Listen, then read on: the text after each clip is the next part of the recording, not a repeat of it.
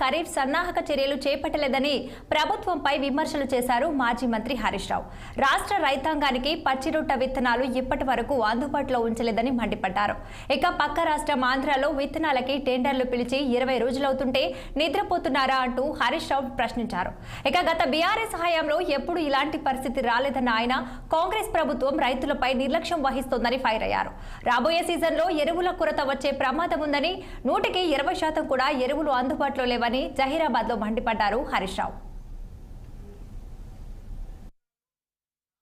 ఇవాళ ఇంకా 25% ధాన్యం కల్లాల్లోనే ఉంది. రాష్ట్ర వ్యాప్తంగా ఇవాళ కరీంనగర్ జిల్లా, వరంగల్ జిల్లా, మెదక్ జిల్లా, నల్గొండ జిల్లా విపరీతమైన వర్షాలు పడ్డాయి.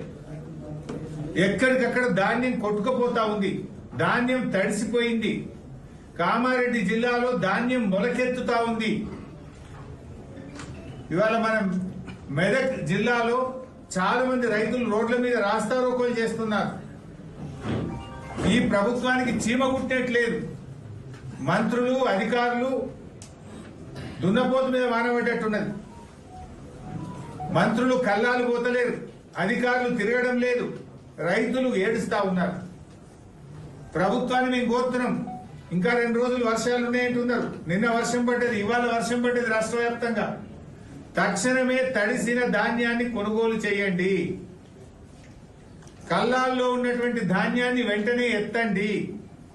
ఇప్పటికే గన్ని బ్యాగుల్లో సంచుల్లో నింపిన వడ్లు తడిసిపోయినాయి. ఆ సంచులను యథావిధిగా బాయిల్డ్ రైస్ మిల్లకు పంపించి రైతులను విముక్తి చేయండి. మొద్దు నిద్ర వీడండి.